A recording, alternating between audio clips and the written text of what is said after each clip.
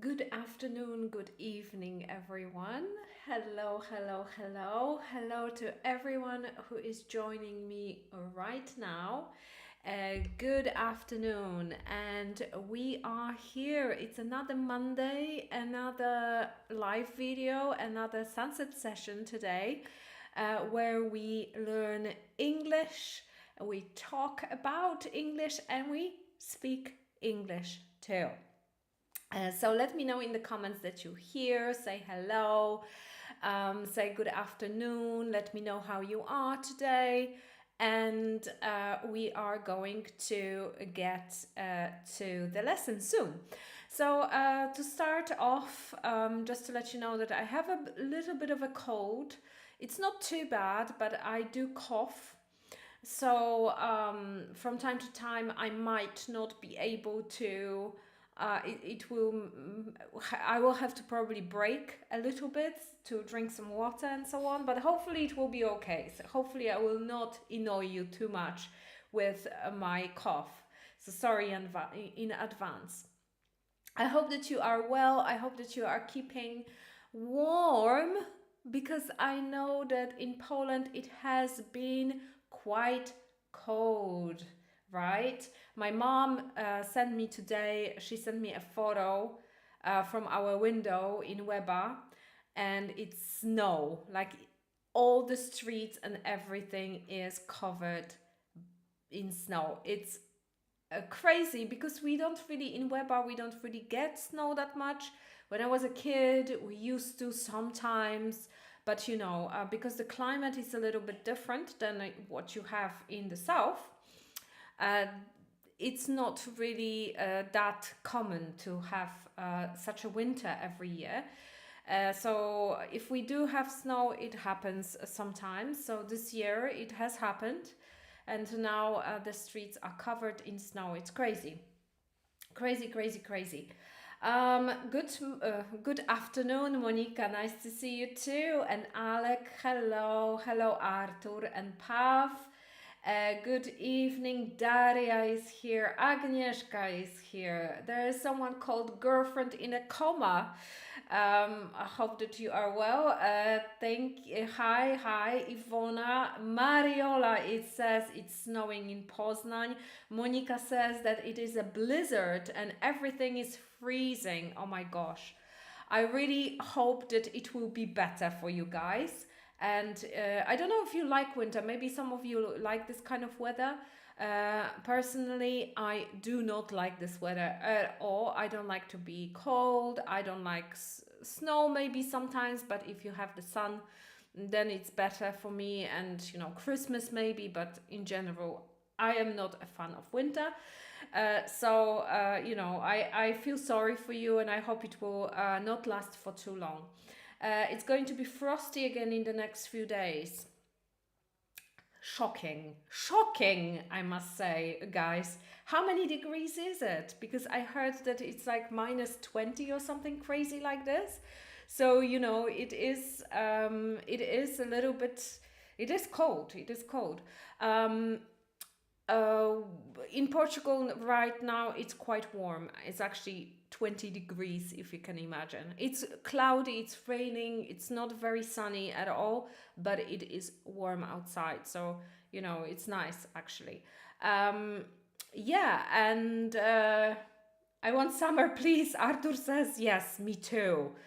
So I'm going to Thailand actually on Wednesday. I am very happy about that, and I am going to have summer again. Because even though it is quite warm outside right now, there is no sun, and when it's not no sun and in the morning it's gloomy and gray, it's not very good for my mood. So I'm very happy that I'm going. Now it's snowstorm in Warsaw. It's 2 degrees. Gosh, plus half degree it is in Poznań. My gosh, crazy weather. I mean, it's not crazy, it's a normal weather for January, really, if you think about it, but still, right? Not everyone likes this kind of weather, but it is a good weather to study English, guys. It is the best weather to learn, read books, watch some movies in English. Hello, right? It is the perfect weather to do something productive and to educate yourself. So, today we are going to talk about Operation Frost. Operation Frost that happened in Poland last week, I think. So we are going to talk about that and we'll see what that is. Daria says that I speak very clearly. Thank you very much. I do try to speak very clearly for the students, and we as teachers, we try to do that always, you know. Okay, guys, dobrze, przejdę troszeczkę na polski szybko, żeby tylko sobie Wam powiedzieć, co dzisiaj Was czeka. Więc dzisiaj będziemy sobie mówić o Operacji Mróz, chyba tak to się nazywało po polsku, czyli Operation Frost. I to jest akcja, którą zorganizowało schronisko dla zwierząt w Warszawie. I o tym pisały różne media zagraniczne i moja Agnieszka, asystentka, mi podesłała właśnie artykuł na ten temat z jakiejś strony internetowej, więc wybrałam z tego fragment i będziemy sobie o tym rozmawiać. Poznamy przeróżne wyrażenia, które są w tym tekście i oprócz tego będzie też gramatyka, jak zwykle trochę dla powtórki i będzie to tak zwany passive voice, czyli mowa zależna. On powiedział, że i tak dalej, albo mówi się, że. Też będzie taka forma, więc dzisiaj troszeczkę sobie powtórzymy i oczywiście będzie quiz na samym końcu, jak zawsze na naszych lekcjach oczywiście. No i ja chciałam Wam parę rzeczy oczywiście powiedzieć. Nasz bootcamp, intensywny kurs angielskiej konwersacji z native speakerem zaczął się dzisiaj i od dzisiaj już się nie można zapisywać na ten kurs. Dzisiaj już jest pierwsza lekcja grupowa z Alaną, jutro jest pierwsza lekcja grupowa ze mną. Nasi native speakerzy już robią lekcje, także nie można się na ten akurat kurs zapisać, ale można zapisać się na listę zainteresowanych. Kolejny kurs będzie w listopadzie dopiero, moi drodzy. Tak liczę, chyba że znajdę czas na to, żeby zorganizować go wcześniej, chociaż wątpię.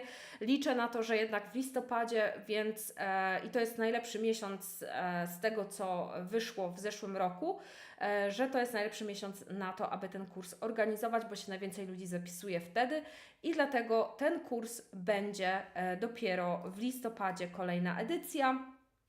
Natomiast jeżeli będziecie chcieli się zapisać na lekcje indywidualne, to oczywiście można to robić teraz obecnie na lekcję 1 na 1 z native speakerem, na lekcję konwersacji. Teraz obecnie mamy tylko takie lekcje raz w tygodniu. Natomiast od lutego wprowadzamy nowe pakiety i będzie tam lekcji 5, 10, 15 lekcji na miesiąc i 20 lekcji na 2 miesiące. Także będzie tam trochę tego do wyboru, tych zajęć, więc jeżeli chcielibyście skorzystać z takich lekcji, to znaczy nie musicie się zapisywać na listę zainteresowanych, jeżeli otrzymujecie od nas newsletter, ale jeżeli chcecie trzymać rękę na pulsie i wiedzieć dokładnie, kiedy one wchodzą, jakie są ceny, jak one działają, to też podsyłam stronę, teraz wskakuję Wam właśnie na to, żeby się zapisać na taką listę zainteresowanych. No i oprócz tego będą lekcje grupowe w tym roku. Będę próbowała je jeszcze raz wprowadzić. Tym razem będą to lekcje ze mną, grupowe, dla osób na poziomach A2 i B1, czyli taki początkujący komunikatywny. To będą dwie różne grupy. Będzie grupa raz w tygodniu, lekcja grupowa będzie raz w tygodniu wieczorem. I ona będzie właśnie dla osób początkujących i będzie druga grupa dla osób takich na poziomie komunikatywnym B1. I jeszcze nie mam programów, jeszcze nic nie mam dokładnie w ogóle takiego większego planu, ale wiem, że na pewno będą i zaczniemy od marca. Od połowy marca do połowy chyba maja. I będzie ich 10 tych zajęć, czyli będzie 10 tygodni.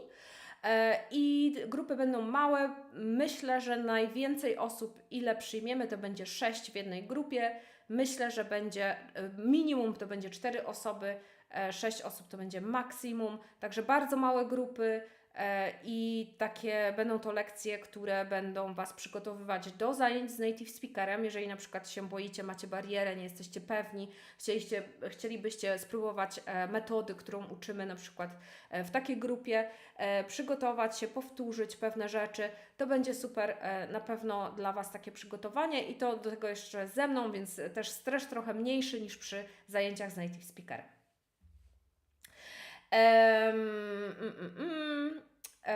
Czekajcie, jeszcze tylko sprawdzę. Daria, tylko lekcje grupowe, czy można indywidualnie? Więc tak Dario, ja już podsyłam Ci stronę naszą, możesz sobie zobaczyć. Mamy lekcje indywidualne teraz, bo ten kurs, o którym mówiłam, to on jest tylko parę razy do roku, więc nie zawsze. I tam są i indywidualne, i grupowe, to jest bardzo intensywny kurs. Natomiast mamy indywidualne zajęcia 1 na 1 raz w tygodniu. A tak jak mówię, od lutego będziemy mieli trochę inne pakiety, gdzie będziecie mogli mieć większą ilość godzin w ciągu miesiąca, jeżeli na takie coś będziecie chcieli się zdecydować.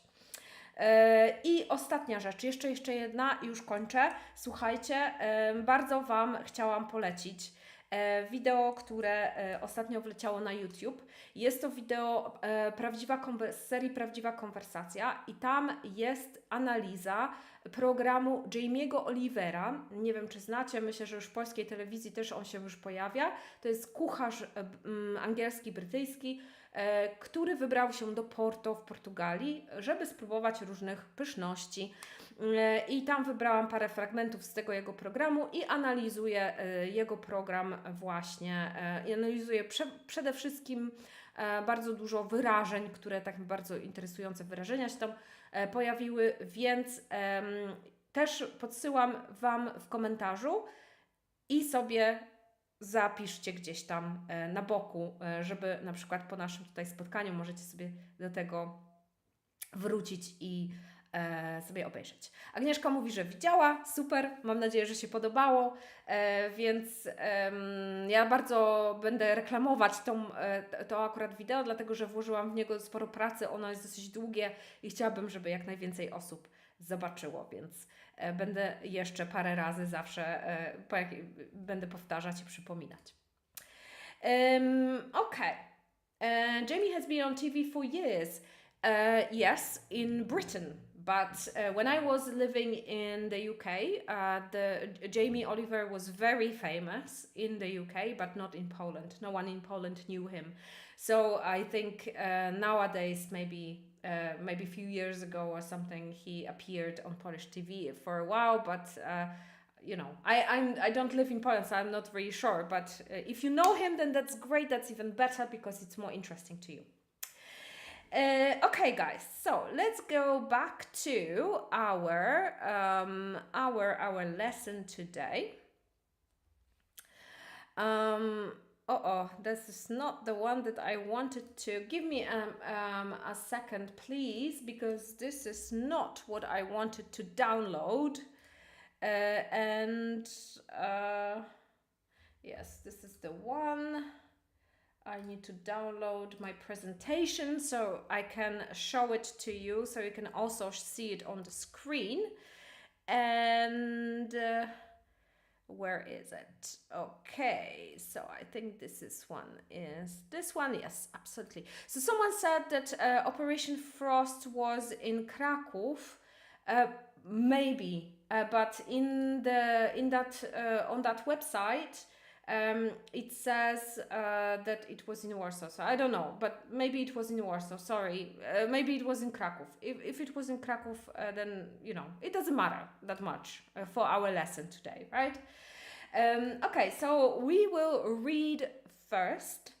So we will focus first on our text, and then we will review what we understood and what you heard, and if you understood everything. So the first thing that I would like to do, I would like to read it to you. So listen first, and then I will show it to you on the screen. So, dogs at an animal shelter in Warsaw, Poland, stayed safe and warm amid dangerously cold temperatures thanks to the generosity of others. According to the Associated Press, Warsaw residents recently received warnings about an upcoming cold spell which is predicted to bring temperatures as low as 20 degrees Celsius.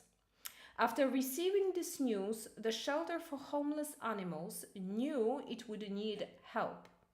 At the time of the weather warning, the shelter housed about 300 dogs, some of whom were kept in outdoor pens because the animals didn't fit inside the building. To keep from exposing the outdoor dogs to unsafe temperatures, the shelter launched Operation Frost on Friday by calling on locals to adopt or temporarily house pets from the shelter to ensure all the rescue animals had a comfortable space to ride out the frigid weather. The response to the shelter's plea was immediate and overwhelming. Surprised shelter staff members found people waiting hours in the cold over the weekend to take home a dog in need. Thanks to these fast-acting animal lovers, 120 dogs found a safe place to wait out the dangerous temperatures outside the shelter, leaving enough room inside the facility for the shelter's remaining animals.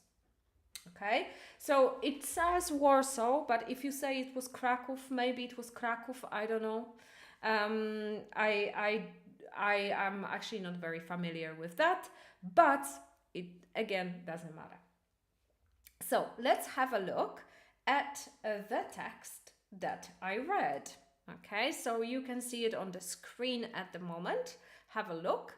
So the first paragraph, dogs at an animal shelter in Warsaw, Poland, stayed safe and warm amid dangerously cold temperatures thanks to the generosity of others.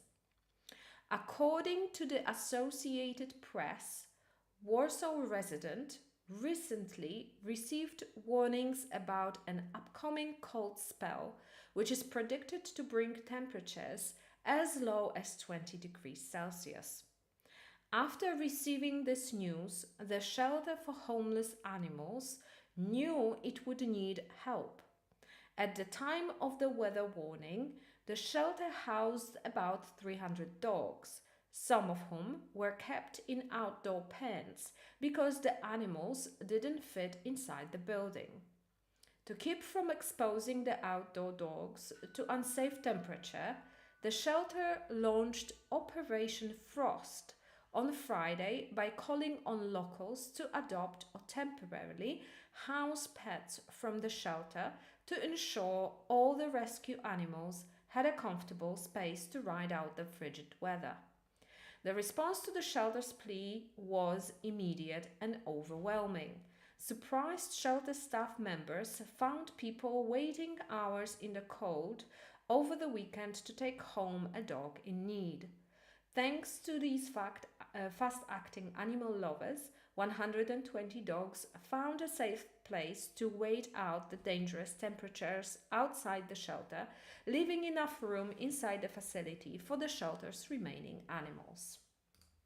Okay, I hope that this is more or less clear. I was reading very slowly for most of you. I think it is quite maybe an easy text, semi-easy. Let me know if it's easy, if you understood everything. So let's have a look at the vocabulary that we will have in this text. And so the first is, let's say the first paragraph. In the first paragraph, dogs at an animal shelter in Warsaw, Poland stayed safe and warm amid dangerously cold temperatures thanks to the generosity of others. Okay, very nice sentence. So we have the word shelter. Shelter, tak? Shelter to jest schronisko w tym przypadku animal shelter to jest schronisko. Możemy też powiedzieć homeless shelter, czyli schronisko dla bezdomnych w odniesieniu do ludzi. Shelter to jest schron, gdzieś się można schronić, schować i tak dalej. No ale tutaj mamy animal shelter in Warsaw. Stayed safe and warm amid dangerously cold temperatures. Okay, so here we have the word amid. Amid, czyli pomiędzy, w czymś pomiędzy. In the middle of, in the atmosphere of, czyli w atmosferze czegoś lub pomiędzy czymś. Amid snow and rain, they went for a walk. So there was, when the snow and rain was out there, they went for a walk. Okay, so amid is in the middle of or in the atmosphere of. Dangerously cold temperatures. Dangerously cold temperatures to są niebezpiecznie zimne temperatury. Tutaj mamy słowo, przysłówek dangerously cold temperatures. Yeah? So these animals were amid cold temperatures, dangerously cold temperatures. So in these cold temperatures, in the middle of this cold weather, they survived. They could survive thanks to, czyli dzięki czemu, thanks to the generosity of others, czyli hojności innych. Generosity of others. According to the Associated Press, Warsaw residents recently received warnings about an upcoming cold spell, which is predicted to bring temperatures as low as 20 degrees Celsius. This is the second paragraph, okay? And here we have the word, the phrase cold spell, okay? And we have the word spell. Spell może być czasownikiem oznaczającym na przykład przeliterować coś, ale tutaj jest to coś krótkiego, coś bardzo krótkiego, coś, co się wydarza krótko. Cold spell, so it is a short period of cold weather. Okay, so very often we say hot spell, cold spell when we talk about weather. So it is a short period of cold weather. We are having a cold spell this week. So this means that this week, only this week, there is a short amount of time when we are going to have this cold weather. It is predicted to bring temperatures as low as 20 degrees Celsius. So it is predicted to. It is predicted to. To predict oznacza przewidzieć coś. Jeżeli mówimy, to jeszcze wrócimy do tego.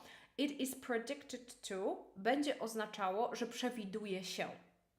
Przewiduje się, że temperatury spadną do 20, to my mówimy minus 20 stopni, a tutaj nie musi być minus, bo mamy as low as, czyli tak nisko jak 20 stopni, czyli wiemy, że będzie na minusie. It is predicted to, we say when someone is saying that it will happen. So it is predicted that there will be a cold spell next week. All right, so someone is predicting that and we can say it is predicted. After receiving the news, the shelter for homeless animals knew it would need help. At the time of the weather warning, the shelter housed about 300 dogs, some of whom were kept in outdoor pens because the animals didn't fit inside the building. Okay, so here we have, they knew it would need help. So the shelter for homeless animals, so we have that organization for homeless animals, knew it would need help. So they realized that they need help.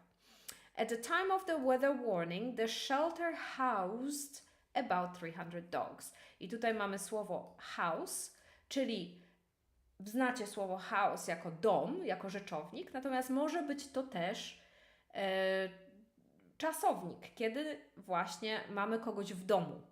Tak? Czyli tutaj mówi, że my przetrzymywaliśmy w domu, jakby w tym budynku, gdzie było to schronisko, oni przetrzymywali tam 300 psów. The shelter housed about 300 dogs, some of whom were kept in outdoor pens. So here we have a pen.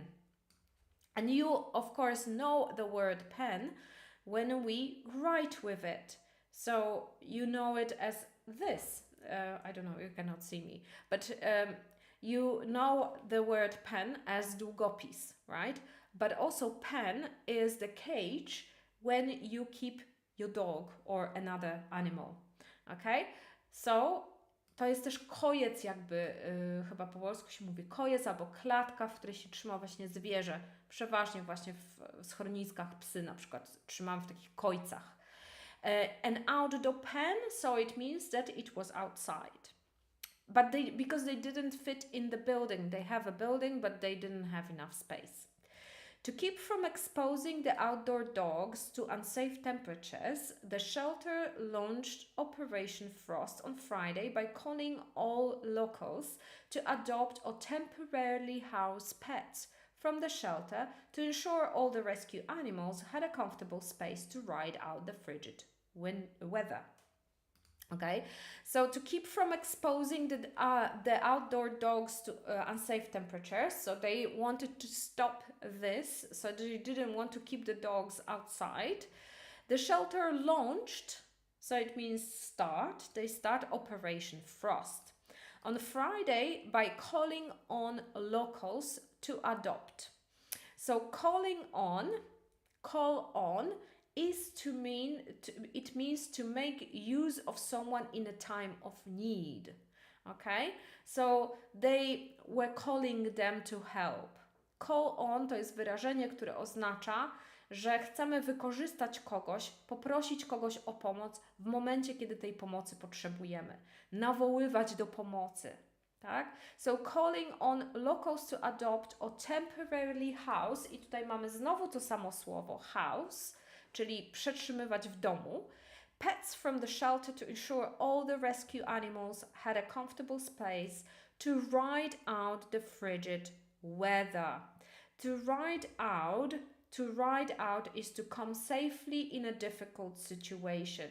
So ride out to jest jakby przeżyć coś, tak?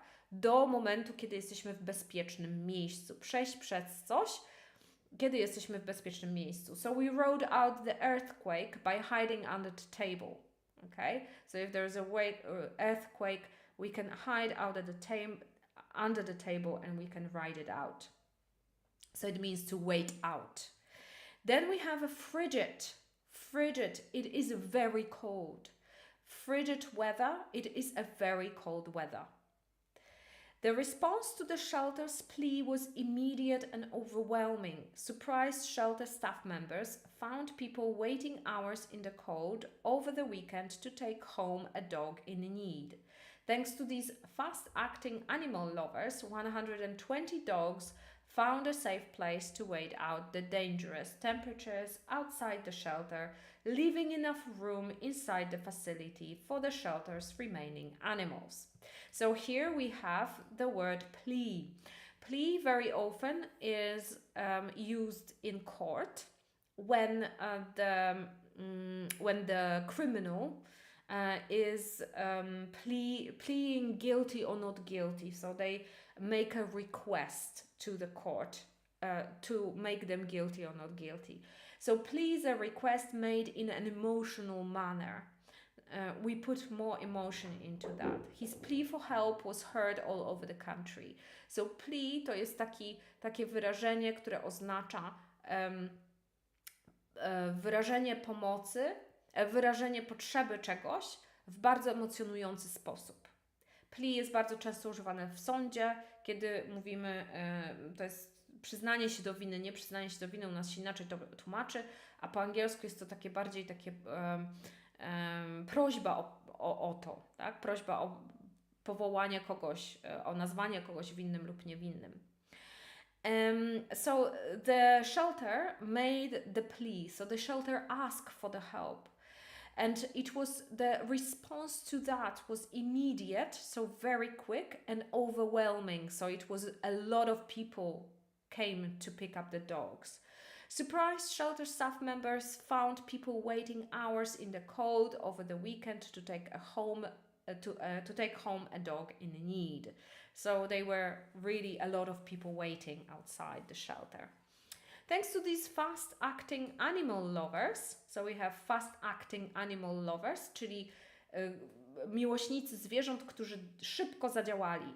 120 dogs found a safe place to wait out the dangerous temperatures outside the shelter. So wait out, mamy tutaj kolejne wyrażenie, bardzo podobne do ride out.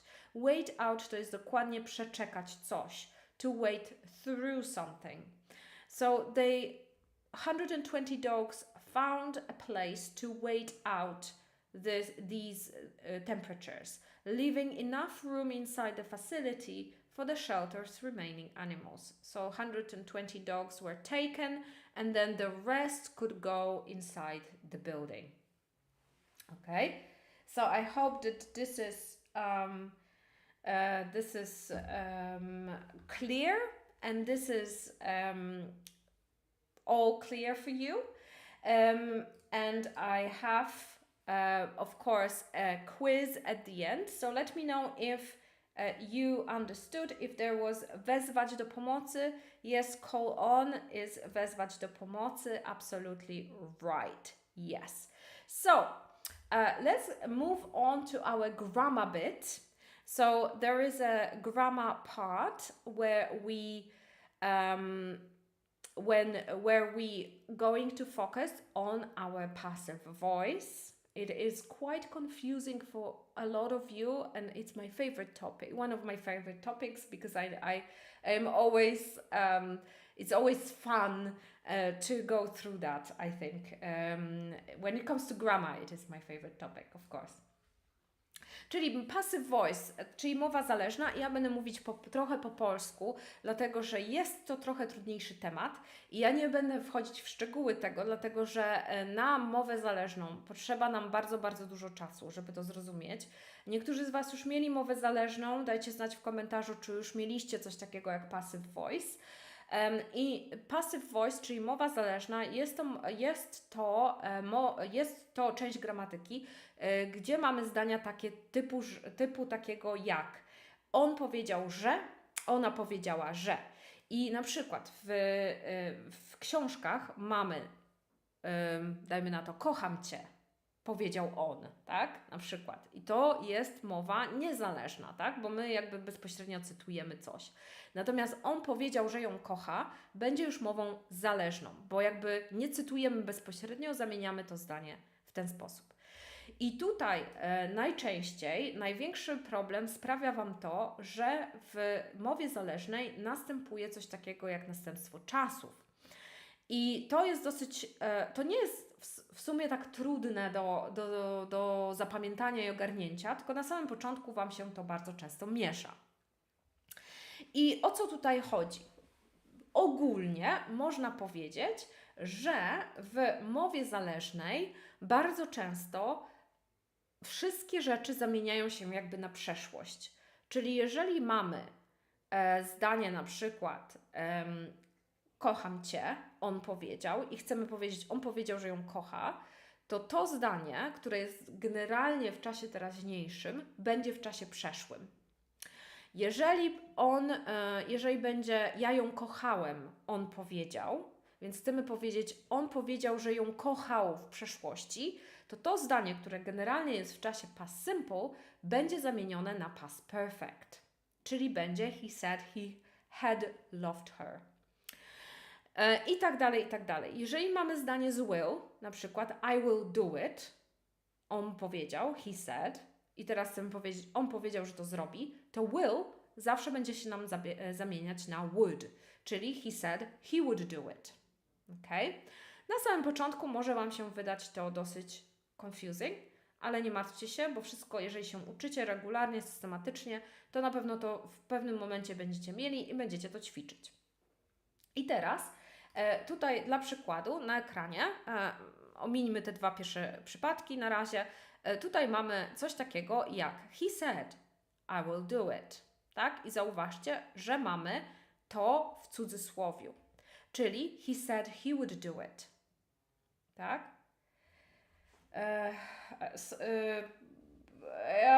Give me a second, because I have a teacher. Hi Anna, I'm sorry, I have a live video right now. Can I call you back? I'm so sorry. Yes. Sure.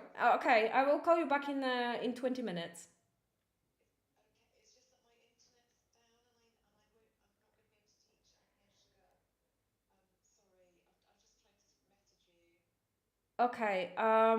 Yeah. I mean, in the middle of a live video, so I really need to call you back. Okay. Okay. All right.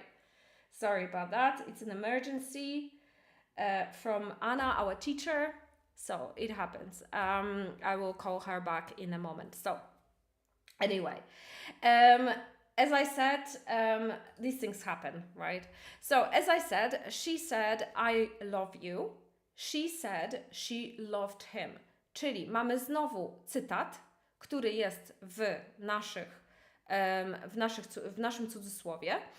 I mamy I love you, czyli mamy czas teraźniejszy. I jeżeli zamieniamy go na czas przeszły, to będziemy mieli she said she loved him, czyli ona powiedziała, że go kocha i to oznacza, że ona go kocha teraz, tylko że my musimy, ponieważ mamy said, musimy zamienić to na czas przeszły.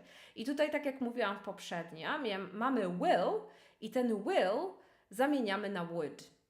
Okay? So I will do it. He said he would do it. Okay? So he said he would do it. Mamy would. Okay?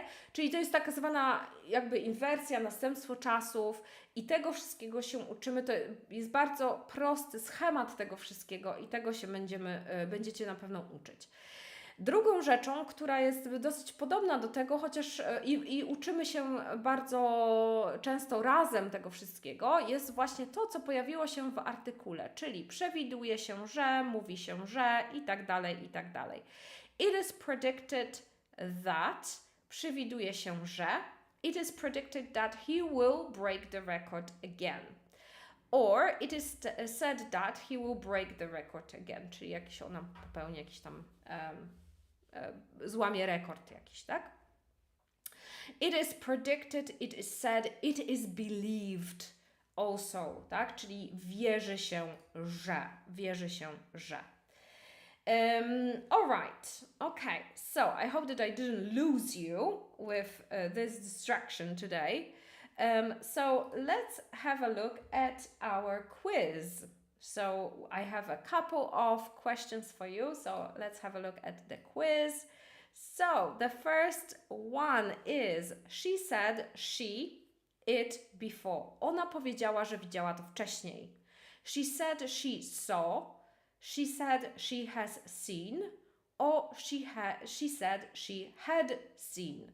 A, B, or C. Let me know in the comments. My throat starting to hurt, so I'm gonna drink a little bit. So let me know in the comments if you know the answer. She said, ona powiedziała, że widziała to wcześniej. Jaka będzie odpowiedź na to? Monika. Okay, Monika was first. Anyone else would like to add to that? Everyone says A. I'm sorry, but no. Moi drodzy, to jest właśnie mowa zależna. Ona powiedziała, że widziała to wcześniej. Tutaj odpowiedzią będzie odpowiedź C. Też nie B. C. Past perfect, ok? Zdanie, które jest, to zdanie, które cytujemy, czyli I saw this before, she said. To jest zdanie, które my cytujemy. Ok, zaraz Wam pokażę tutaj na ekranie. Tak? Czyli Ona powiedziała, że widziała to wcześniej. I saw this before, she said, tak? Mamy ten cytat. I saw this before, she said. Żeby to zamienić na stronę, na mowę zależną, to musimy wziąć nasz czas przeszły i zamienić go na czas zaprzeszły, czyli na czas past perfect. Czyli będzie she said she had seen this before. Ok? Czyli będzie she said she had seen this before. W tym przypadku musimy zamienić to czas na past perfect. Alright. So, next one is, where is it? Next one is, he said he, her anymore. He said he, her anymore. Didn't love, hadn't love or doesn't love. On powiedział, że jej nie kocha teraz. Ok? On powiedział, pamiętajcie o inwersji czasów. Czyli on powiedział, że jej teraz nie kocha. He said he, her anymore. Didn't love, hadn't love, doesn't love. What is the correct version of this? Let me know. Katarzyna, Mariola, Daria. Okay. Different answers. So in here, at least one person is right. A is the correct answer, czyli odpowiedź A jest tą odpowiedzią, która powinna być. He said he didn't love her anymore, ok? I znowu mamy I don't love her. Taki będzie cytat, nie? I don't love her, he said. Prawda? Ja jej nie kocham, on powiedział. Jeżeli mamy don't, to zamieniamy to na jeden czas do tyłu jakby. Ok? Jeden krok do tyłu, czas, o jeden czas w przeszłość. Czyli didn't będzie. He said he didn't love her. Ok? Musicie sobie pomyśleć, jaki będzie cytat tego. Ok? Spróbujmy. I think I have more. Okay, so this one is a little bit easier, I think. It is that he got arrested. Mówi się, że on został aresztowany. It is say, says or said. Which one will be the correct one? So, very good, Kasia. Well done. Yes. Anyone else? Anyone else? Anyone else?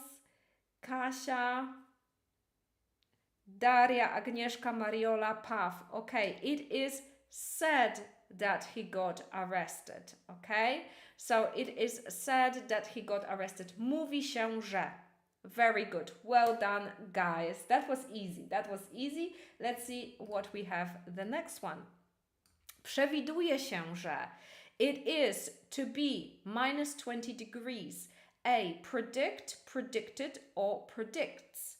It is predict, predicted or predicts to be minus 20 degrees. What do you think? Which one will be the correct ones? The correct one. Okay, so I can see Katarzyna, Mariola, Daria, Agnieszka. Excellent. B is the correct answer, of course. So it is predicted to be minus 20 degrees. Okay, so przewiduje się, że będzie minus 20 albo że jest minus, tak, że będzie w zasadzie się mówi, nie? Że przewiduje się, bo będzie. It is predicted to be minus 20 degrees. Okay, next one is let's stay home and this weather. Przeczekać. Wait. Wait in or wait out. Let's stay home and wait in or wait out. What do you think? A, B or C? Let me know in the comments. A, B or C, which one is the correct one in this case. Paw, Daria, Agnieszka, Monika. Very good. Wait out. Let's stay home and wait out this weather. Czyli przeczekajmy tę pogodę. Very good, Mariola. Also well done. Good job. Right. I have to go soon because of Anna's emergency and I need to help her out. unfortunately. But of course, as always, recommend you to check us on YouTube, okenglish.pl, czyli jeżeli nas jeszcze nie followujecie, nie subskrybujecie na YouTubie, to okenglish.pl oczywiście tam nas znajdziecie. No i oczywiście polecam treningi angielskiej konwersacji, czy dla firmy, czy dla Was, jeżeli chcecie się zapisać, macie potrzebę uczenia się języka angielskiego, chcecie spróbować z native'em, chcecie spróbować konwersacji, przełamać barierę językową, spróbować czegoś nowego i zacząć mówić po angielsku płynnie i bez skrępowania, to oczywiście zapraszam Was serdecznie do nas na nasze treningi angielskiej konwersacji z naszymi native speakerami. Obiecuję, że nie wszyscy mają problemy z internetem ciągle, naprawdę zdarza się to bardzo rzadko. Dzisiaj akurat Anna miała problem, widzę, że z internetem. Ja mam akurat bootcamp, więc muszę jej pomóc, bo mamy nową bootcamperkę, która jest na pewno podekscytowana i czeka na tą lekcję, a niestety nie będzie Anna mogła chyba jej zrobić, będziemy musieli ją przesunąć, więc muszę pomóc troszeczkę zorganizować i tam zobaczyć, co się dzieje. W każdym razie, a ja Wam polecam oczywiście zgłoszenie się na konsultacje. Ja teraz chyba jeszcze jutro mogę robić konsultacje, później mam parę dni przerwy i w poniedziałek znowu mam konsultacje. W poniedziałek oczywiście widzimy się tutaj o 18:00. Ja już będę prowadzić nasze tutaj sesje z Tajlandii, więc u mnie będzie północ, moi drodzy, jak będę z Wami robić to spotkanie. Więc zobaczymy, jak to nam pójdzie i w jakim ja będę stanie, jak będę robić te spotkania, ale no tak sobie wymyśliłam i teraz muszę sobie radzić, nie? Kasia says, Anna is very reliable. That's true, she's very reliable. I think she panicked right now and I really need to help her because, you know, I know how it is. She probably doesn't know what to do and I need to run and help her out. So, guys, thank you so much for coming here today. Thank you for taking the lesson with me. Thank you for being here, for staying with me until the end, and for learning English with me. I hope you have a wonderful time today. I have and lovely week ahead, and I hope that we will meet on Monday next week. And please don't be discouraged if you see that I am at night and it's all dark and everything. I hope I will have enough light and enough internet to do our lesson. Okay, thank you guys. I'll see you next week. Bye bye.